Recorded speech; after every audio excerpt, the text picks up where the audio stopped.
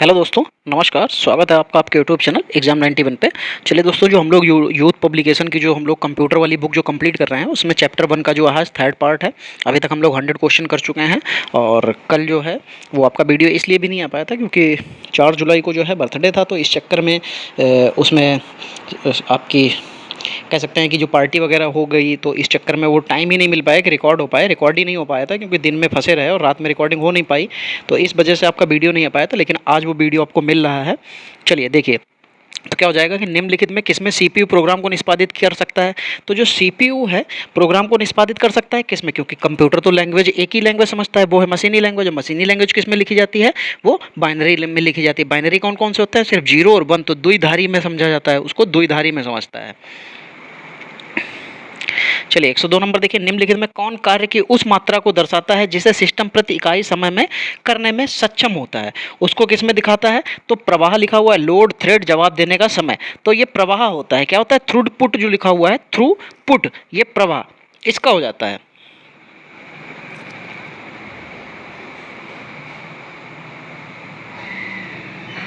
Input का output में रूपांतरण के द्वारा किया जाता है, किसके द्वारा किया जाता है। देखो, इनपुट का आउटपुट में जो रूपांतरण होता है वो पेरीफेरल लिखा है, memory, storage, input output unit, CPU. तो एक बात बताइए, जब हम इनपुट देते हैं तो वो सबसे पहले कहाँ जाता है, वो जाता है प्रोसेसर में। प्रोसेसर को हम लोग क्या कहते हैं, सीपीयू भी कहते हैं। तो यानी कि जो रूपांतरण करेगा वो कौन करेगा, वो सीपीयू करेगा। चलिए फिर आगे देखते हैं, 104 नंबर देखिए क्या लिखा हुआ है। एक हार्डवेयर डिवाइस जो डेटा को अर्थपूर्ण इंफॉर्मेशन में परिवर्तित करता है, वो क्या कहलाता है। एक हार्डवेयर डिवाइस जो डेटा को अर्थपूर्ण इंफॉर्मेशन में परिवर्तित करता है, वो क्या कहलाएगा, अभी बताया, वो क्या कहलाएगा, प्रोसेसर कहलाएगा।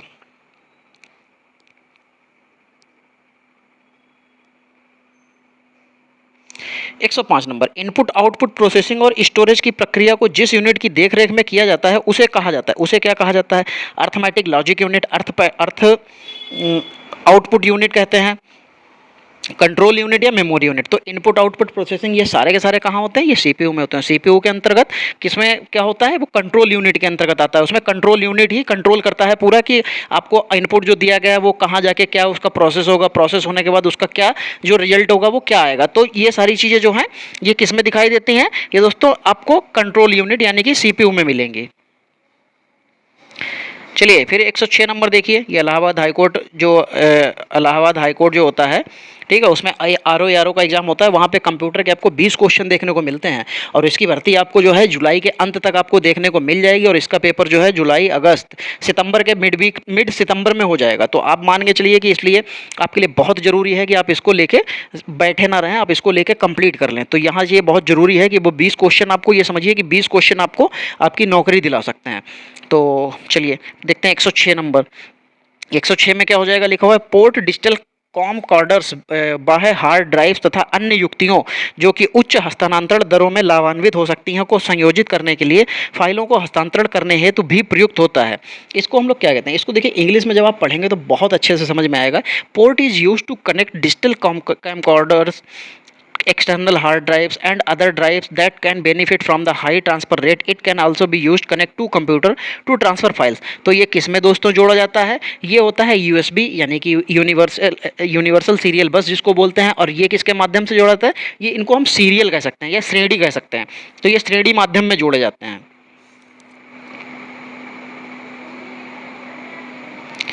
चलिए फिर 107 नंबर देखिए क्या लिखा है, control unit is called the of computer. Control unit को कंप्यूटर का क्या कहा जाता है, उसको दोस्तों उसका जो है, देखो वैसे तो सीपीयू को क्या कहा जाता है, सीपीयू को दोस्तों उसका दिमाग कहा जाता है। क्या कहा जाता है, दिमाग कहा जाता है। ठीक है, अब यहाँ पे जहाँ भी आपको दिमाग दिख जाए अब वो उसको लगा लीजिएगा। देखिए यहाँ पे हृदय, हृदय तो नहीं हो सकता, नर्व सेंटर और ब्रेन, हाँ देखो स्नायु केंद्र अथवा मस्तिष्क। तो मस्तिष्क दिख गया, अब तुरंत लगाइए, आंसर आपका सही हो जाएगा।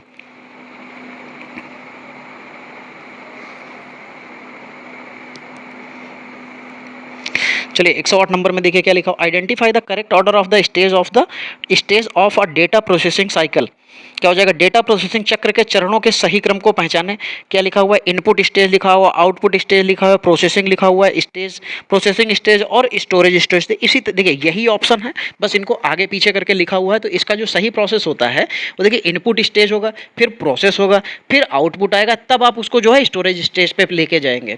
ठीक है, तो ये प्रोसेस होता है। तो देखिए सबसे पहले इनपुट देंगे, करेंगे, फिर प्रोसेसिंग होगा, फिर स्टोरेज। नहीं, स्टोरेज गलत है, प्रोसेसिंग नहीं हो सकता। लास्ट पे देखिए क्या हुआ है, इनपुट स्टोर स्टेज, फिर प्रोसेसिंग स्टेज आते हैं, फिर आउटपुट स्टेज आती है, देन उसके बाद में स्टोरेज स्टेज आती है।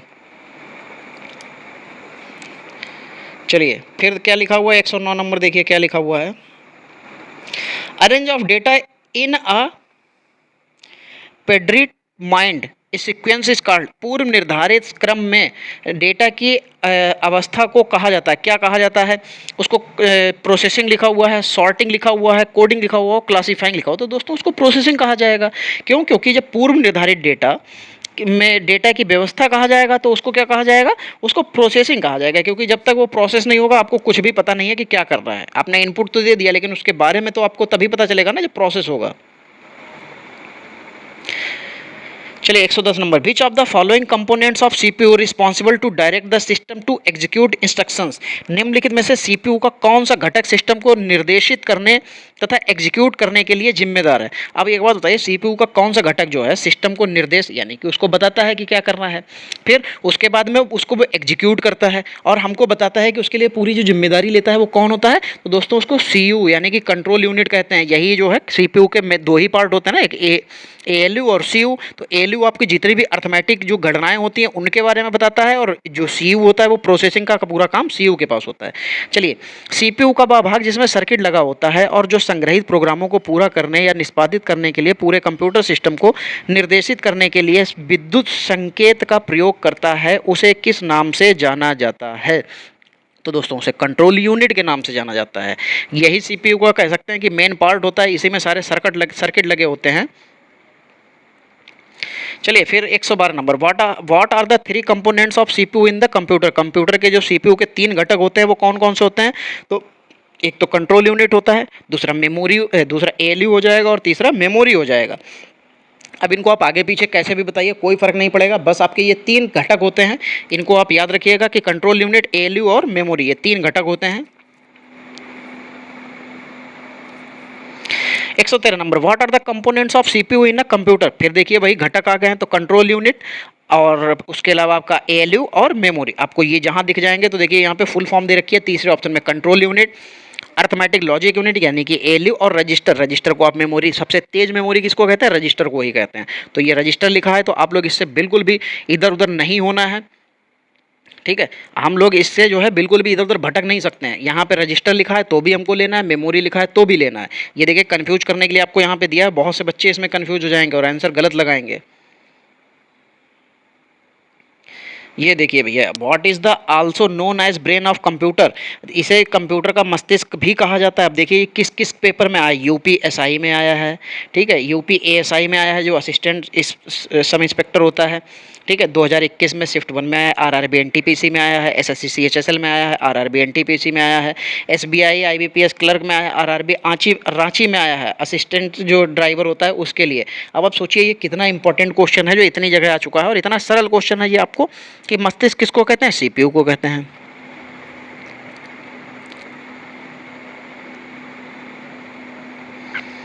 चलिए 115 नंबर क्या लिखा है, which unit of computer is considered as the brain of computer. Computer के किस यूनिट को कंप्यूटर का मस्तिष्क माना जाता है? तो कंप्यूटर के किस यूनिट को? तो सीपीयू को उसका मस्तिष्क माना जाता है।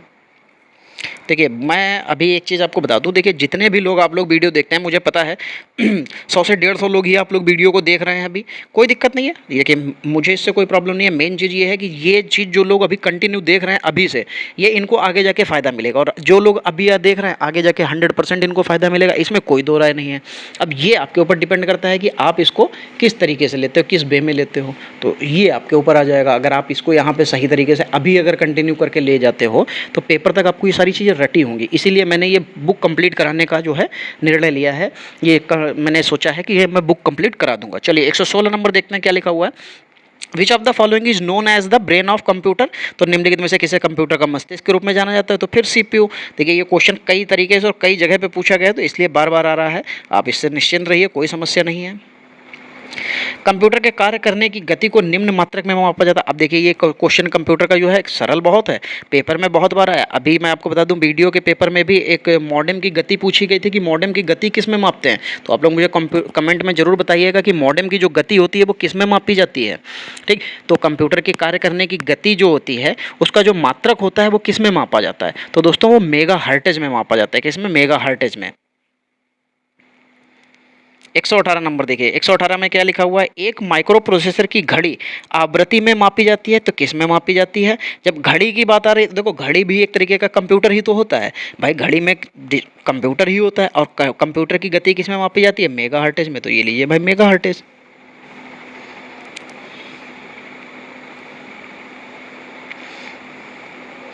अब 119, the speed of CPU can measured in. CPU की गति को किस में मापा जाता है? तो सीपीयू की गति अभी बताया जो मेगा हर्टेज में, MHz में मापा जाता है, यानी कि मेगा हर्टेज में। तो ये लीजिए भाई मेगा हर्टेज में हो गया। 120 नंबर क्या लिखा हुआ? Which of the following is not a valid unit to represent the speed of CPU.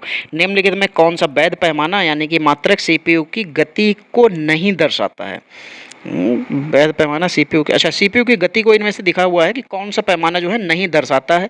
कौन सा ऐसा होगा जो नहीं दर्शाता है? तो चलिए भाई देखिए पहला क्या लिखा हुआ है? पहला यहाँ पे हर्ट्ज लिखा हुआ है, फिर मिप्स लिखा हुआ है, एम फ्लॉप्स लिखा हुआ है, ठीक है, और बाइट्स लिखा हुआ है। तो जो कंप्यूटर की गति को जो है वो बाइट्स में कभी नहीं नापा जाता है। ठीक है, ये बाइट्स में उसकी मेमोरी को तो मापा जा सकता है लेकिन उसकी गति को नहीं। तो यहाँ पे यही अलग हो जाएगा। चलिए 121 नंबर देखिए क्या लिखा हुआ है? The CPU clock speed refer to the number of CPU clock speed की संख्या। अच्छा सीपीयू क्लॉक स्पीड की जो संख्या को संदर्भित करता है, कौन संदर्भित करता है? तो देखिए ये सीपीयू हो सकता है, रैम हो सकता है, क्लॉक हो सकता है, और क्या लिखा है? चक्रों की संख्या को सीपीयू प्रति सेकंड निष्पादित करता है। यही हो जाएगा number of cycle CPU executed पर सेकंड। यहाँ पे ये आपका डी ऑप्शन आपको यहाँ पे बिल्कुल एग्जैक्टली सही है, यही लेना पड़ेगा।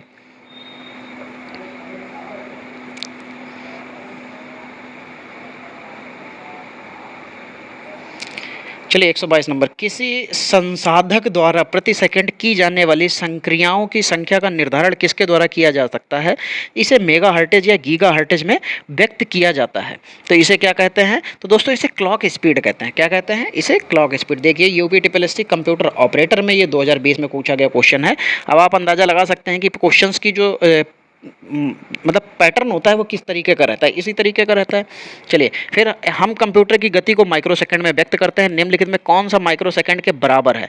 अब यहाँ पे माइक्रो सेकंड की बात आएगी तो याद रखिएगा माइक्रो सेकंड में मापा जाता है तो वो 10 की घात -6 सेकंड में मापा जाता है, 10 टू पावर -6 सेकंड। तो यहाँ पे ये तीसरा ऑप्शन आपका बिल्कुल सही हो जाएगा क्योंकि 1 माइक्रो सेकंड बराबर क्या होता है? 10 की पावर -6 सेकंड होता है।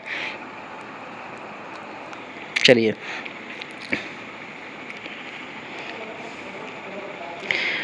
आगे देखते हैं क्या लिखा है। 124 नंबर में क्या लिखा हुआ? कंप्यूटर के प्रोसेसर की गति को निम्नलिखित में से किस में मापा जाता है? तो ये MIPM में किस में मापा जाता है?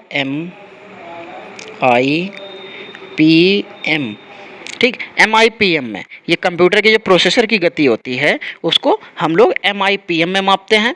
ठीक है, इसकी MIPM की फुल फॉर्म क्या होती है? मिलियन इंस्ट्रक्शंस पर सेकंड। क्या? मिलियन इंस्ट्रक्शंस पर सेकंड में मापते हैं। चलिए 124 हो गया, आगे बढ़ते हैं। 125 क्या लिखा? Current which generation computers are we using. हम लोग वर्तमान में किस जनरेशन में कंप्यूटर का उपयोग कर रहे हैं? तो ये अगर आपको इसके देखिए सन नहीं याद है तो भाई इसके सन जरूर याद कर लीजिए। ठीक है, क्या है? सन जरूर याद कर लीजिए। हम लोग किस जनरेशन में है? ये 5th जनरेशन में है। ठीक है, और 5th जनरेशन में जो है किस तकनीकी का यानी कि किस टेक्निक का यूज किया जाता है इसका नाम हमें बताएंगे आप लोग कि इस 5वीं पीढ़ी में। देखिए आप लोग कमेंट तो नहीं करते हैं लेकिन मेरी जिम्मेदारी है कि जहाँ पे मुझे लगता है कि ये क्वेश्चन आपके पेपर के लिए इंपॉर्टेंट है और यहाँ पे नहीं बताया गया है तो मैं आपसे पूछ लूँ तो मैं उसको पूछ लेता हूँ। लेकिन आप लोगों की जिम्मेदारी जो है वो आप अपनी जिम्मेदारी नहीं पूरी कर रहे हैं, कोई दिक्कत नहीं है भाई मुझे, क्योंकि देखिए आप अगर अपनी जिम्मेदारी पूरे करेंगे तो वो क्वेश्चन आपके दिमाग में जाएंगे, आप अगर नहीं पूरी करेंगे तो वो आपके दिमाग में नहीं जाएंगे। तो इसलिए मैं उसके बारे में कुछ नहीं कह सकता हूं। मेरा काम है पूछना, मैं पूछ लेता हूं, आपका काम है बताना। अगर नहीं बताएंगे तो मेरे ऊपर कोई फर्क नहीं पड़ेगा। यहां पे ये तकनीक पूछी जाती हैं कि 5वीं पीढ़ी में कौन सी तकनीक यूज की जा रही है। अगर आप बताते हैं तो बहुत अच्छा रहेगा, नहीं बताएंगे तो कोई फर्क नहीं है। ठीक है, चलिए आगे बढ़ते हैं, 26 नंबर देखते हैं क्या है।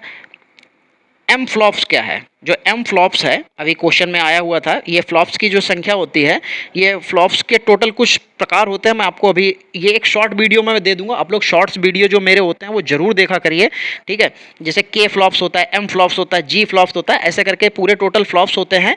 ये मैं आपको एक बता दूंगा, इसमें कितनी कितनी किसके किसके ऊपर पावर आती है, इनका नाम क्या होता है, ये मैं सब बता दूंगा। इसके लिए आप मेरे शॉर्ट्स वीडियो जरूर देखा करिए। शॉर्ट्स वीडियो मैं डालता हूँ जो, देखिए कई बार तो ऐसा होता है कि वो ऐसे ही कई बार जो है डाल दिया जाता है, वरना फालतू के वीडियो मेरे देखिए चैनल पे कभी नहीं आते हैं। जैसे जन्मदिन का जो वीडियो डाला गया वो मेरे तरफ से नहीं डाला गया, वो जो है जो टीम है उसकी तरफ से डाल दिया गया है। दूसरी सबसे बड़ी बात यह है कि जो शॉर्ट्स वीडियो होता है, मेरा काम देखिए क्या है कि मैं वीडियोस को सिर्फ बनाता हूँ, रिकॉर्ड करता हूँ, बाकी जो मेरे साथ के मित्र हैं वो इसको ऑपरेट करते हैं, वही इसको डालते हैं। तो इसलिए आप लोग जो है वो वीडियो जरूर देखा करिए। चलिए, एम फ्लॉप्स क्या होता है? एम फ्लॉप्स जो होता है ये सीपीयू की गति को मापने के लिए यूज किया जाता है, ठीक है। चाहे वो आपका के फ्लॉप्स हो, एम फ्लॉप्स हो, जी फ्लॉप्स हो, चाहे बाई जेड कोई भी फ्लॉप्स हो, वो सब सीपीयू की गति का जो है नापने के लिए प्रयोग किया जाता है। इनके बस प्रकार होते हैं अलग अलग, किसके किसके कितनी कितनी घातों में नापे जाते हैं ये अलग होता है। तो ये क्या होते हैं, ये सीपीयू की गति को मापने के लिए इस्तेमाल किया जाता है। तो देखिए सेकंड ऑप्शन में आपको दिख जाएगा, यही आपका सही हो जाएगा।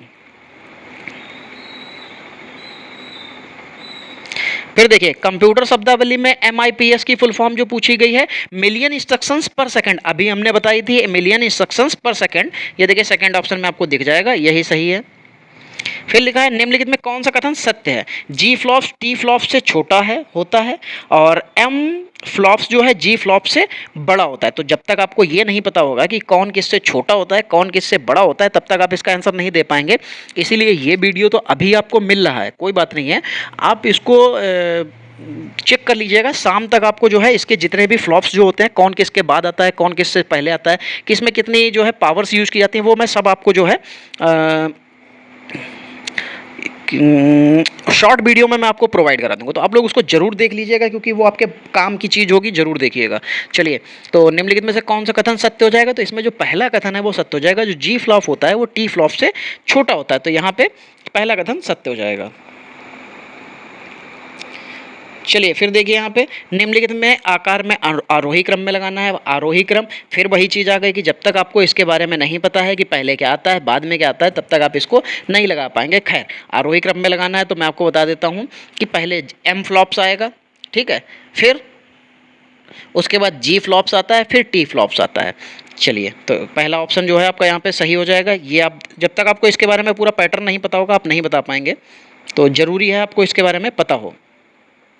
चलिए 130 नंबर, एक इलेक्ट्रॉनिक डिवाइस है जो डेटा को इन्फॉर्मेशन में बदलते हुए प्रोसेस करता है, वो क्या कहलाता है? तो दोस्तों वो क्या कहलाएगा? वो प्रोसेसर कहलाएगा भाई। जो प्रोसेस करेगा वो प्रोसेसर होगा। चलिए, निम्नलिखित में कौन सीपीयू का एक भाग नहीं है? चलिए देखिए, memory unit, arithmetic logic unit, control unit और इनपुट यूनिट। तो आप एक चीज़ बताइए, हमारे जो सीपीयू के 3 भाग होते हैं कौन कौन से होते हैं? एक तो एएलयू, फिर सीयू और एक मेमोरी। तो मेमोरी कौन सी आती है? इनपुट में यूनिट दिखा है, इनपुट से कोई मतलब नहीं है, तो यही एक जो है भाग नहीं होगा। 131 में आपका जो है चौथा ऑप्शन जो दे रखा है यही आपका इसमें से नहीं आएगा, ठीक है। चलिए आगे बढ़ते हैं, 132 नंबर देखते हैं क्या लिखा है। सीपीयू का पूर्ण रूप क्या होता है? ये तो आपको भी पता है क्या होता है, सेंट्रल प्रोसेसिंग यूनिट। तो इसमें मुझे नहीं लगता कि मुझे ऑप्शन दिखाने की भी ज़रूरत पड़ेगी, आपको ऐसे ही पता होगा। और ये लीजिए आपका भाई, ये चौथे नंबर पे लिखा भी है कि सेंट्रल प्रोसेसिंग यूनिट। देखिए यूपीपीसीएल असिस्टेंट पर्सनल सेक्रेटरी में पूछा गया, एनटीपीसी और उत्तराखंड लोअर पीसीएस में पूछा गया। तो आप सोच सकते हैं कि कितने जो है बड़े बड़े एग्जामों में भी ये क्वेश्चन पूछे जाते हैं, छोटे छोटे क्वेश्चन। चलिए, कंप्यूटर की भाषा में सीपीयू का अर्थ होता है कंट्रोल सेंट्रल प्रोसेसिंग यूनिट। तो central processing unit second option पे लिखा है। चलिए भाई, कंप्यूटर का वह भाग जो उसे दिमाग की तरह काम करता है, कौन काम करता है दिमाग की तरह? सीपीयू भाई। सीपीयू कंप्यूटर का दिमाग ही कहा जाता है, तो वो दिमाग की तरह काम करेगा। चलिए 135 नंबर, निम्नलिखित में कौन एक पर्सनल कंप्यूटर में कंप्यूटिंग करता है? तो पर्सनल कंप्यूटर में कंप्यूटिंग कौन करेगा? तो वो सीपीयू ही करेगा।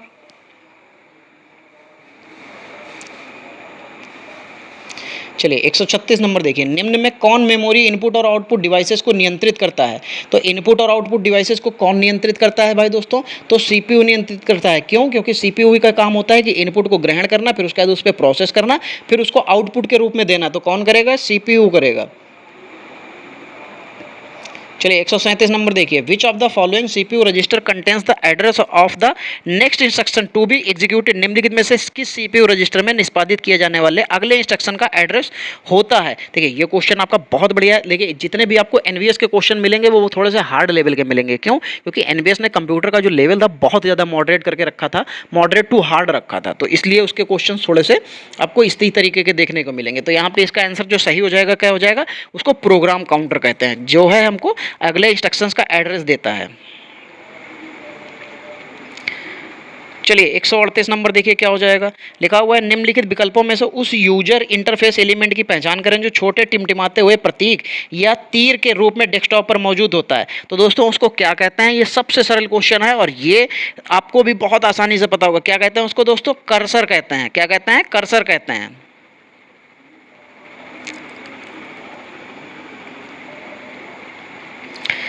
चलिए फिर क्या लिखा हुआ है, निम्नलिखित में कौन बायोस की भूमिका का वर्णन करता है। तो बायोस की फुल फॉर्म तो आप लोग मुझे कमेंट में बताइएगा।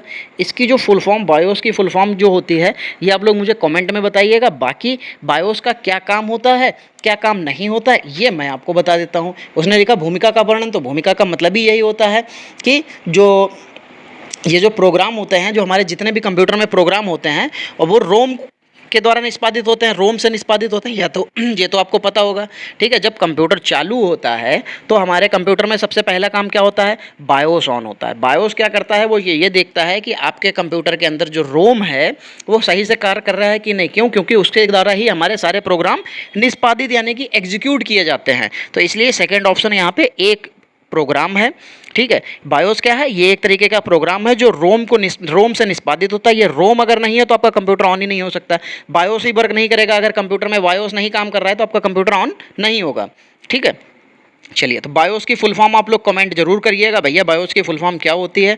पेपर में पूछे जाने वाले क्वेश्चन है, इसलिए मैं आपसे कमेंट में बताने को कहता हूं, पर आप लोग भैया कमेंट में कुछ नहीं बताते हैं। ऐसा लगता है जैसे कमेंट करने का पैसा पड़ रहा है। चलिए 140 number, which of the following device is used for application like computer aided design, CAD जिसको कहते हैं। निम्नलिखित में से किस डिवाइस का उपयोग कंप्यूटर एडेड डिजाइन जैसे एप्लीकेशनों के प्रयोग के लिए किया जाता है। तो ये किसको किया जाता है, चलिए स्पीकर, फोटोग्राफ, स्कैनर और प्लॉटर। देखिए स्पीकर भी आपका जो है ये आउटपुट डिवाइस है, स्कैनर इनपुट डिवाइस है, स्पीकर आउटपुट डिवाइस है। फोटोग्राफ तो आप कैमरे से लेते हैं तो कैमरा इनपुट डिवाइस हो जाएगा और प्लॉटर आउटपुट डिवाइस हो जाएगा। प्लॉटर एक तरीके का प्रिंटर होता है जो बहुत बड़े स्तर पे जो बहुत बड़ी बड़ी पेंटिंग्स को प्रिंट करने के लिए प्रयोग में लाया जाता है। तो जो प्लॉटर होता है यही जो है कंप्यूटर एडेड डिजाइन जैसे एप्लीकेशनों के लिए प्रयोग में किया जाता है। तो प्लॉटर आपका यहाँ पे आंसर सही हो जाएगा। 141 नंबर, निम्नलिखित में कौन सा विकल्प सीपीयू के प्रमुख घटकों को दर्शाता है। तो सीपीयू के प्रमुख घटक कौन से होते हैं, सीयू, एएलयू और जो है रजिस्टर, ठीक है। तीसरा ऑप्शन आपका यहाँ पे सही हो जाएगा। देखिए यहाँ पे रैम दे रखा है, रैम पे मत चले जाइएगा, रैम इसका कहीं से भी आंसर सही नहीं होगा क्योंकि इसमें मेमोरी का यूज होता है और रैम जो है आपकी मेमोरी तो जरूर है, लेकिन उससे पहले अगर रजिस्टर आया है तो आपको रजिस्टर लेना पड़ेगा, रैम नहीं ले सकते हैं। अगर यहाँ पे रजिस्टर नहीं होता, कैश होता है, कैश मेमोरी, तो कैश मेमोरी भी लेते तब भी रैम नहीं ले सकते थे। तो इनके भी आपको फॉर्मेट पता होना चाहिए कि सबसे पहले क्या आता है, उसके बाद क्या आता है, उसके बाद क्या आता है। चलिए 142 नंबर, कंप्यूटर संसाधक के संदर्भ में एएलयू का पूर्ण रूप। चलिए इसका आंसर मैं आपको नहीं बता रहा हूँ, इसका आंसर आप लोग मुझे कॉमेंट में बताएंगे। जब से कंप्यूटर स्टार्ट हुआ है एएलयू के बारे में हम लोग इतने बारे में बात कर चुके हैं।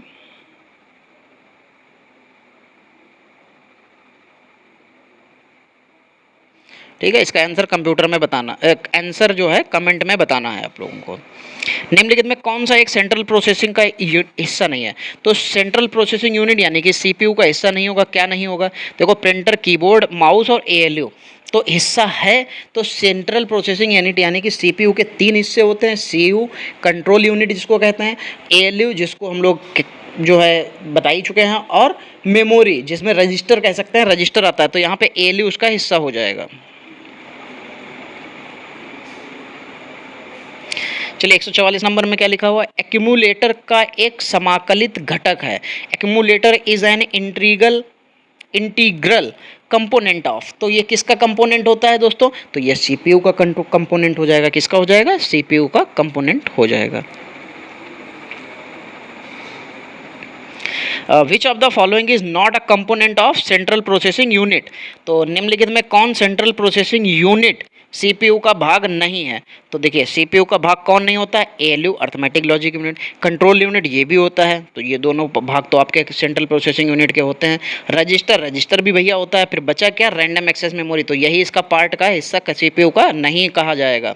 146 नंबर कि कंप्यूटर प्रोसेसर में निम्नलिखित भाग सम्मिलित हैं। कौन कौन से कंप्यूटर प्रोसेसर में, तो कंप्यूटर प्रोसेसर क्या होता है, कंप्यूटर प्रोसेसर होता है सीपीयू को ही कहते हैं। उसमें कौन कौन से भाग सम्मिलित होते हैं, एक तो कंट्रोल यूनिट होता है, एएलयू होता है और रजिस्टर होता है। तो यहाँ पे देखिए कंट्रोल यूनिट और रजिस्टर यूनिट एएलयू दे रखा है, तो यही सही हो जाएगा।